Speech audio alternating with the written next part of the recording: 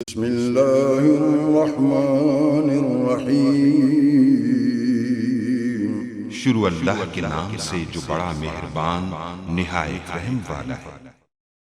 अस्सलाम वालेकुम गाइस। इस स्टोरी में मैं आपको एक टोटो लिंक की जो प्रॉब्लम आती है उसके बारे में बताने वाला। तो ये देख सकते हैं टोटो लिंक N150RH आपको टॉप में नज़र आ रहा होगा। तो जब इसको मैं लॉगिन करने की कोशिश करता हूं तो ये लॉगिन नहीं हो रहा। ये देख सकते हैं मैं इसके लॉगिन पर क्लिक करता हूं जबकि ये लॉगिन नहीं हो रहा। तो मैं इसका नेम और पासवर्ड दोनों ये लॉगिन नहीं हो रहा। तो इसकी क्या रीज़न, इसको कैसे लॉगिन कर सकते हैं।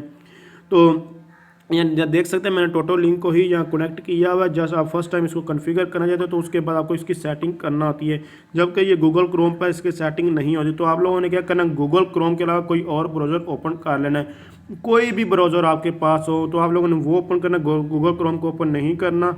जैसे कि यहाँ गूगल क्रोम को ऊपर जो है ये सेटिंग करने की कोशिश कर रहा तो वो नहीं हो रही। तो जस्ट आप लोगों ने क्या करना है कि जैसे कि मेरे पास फायरफॉक्स है तो मैं इसको ओपन कर लूँगा।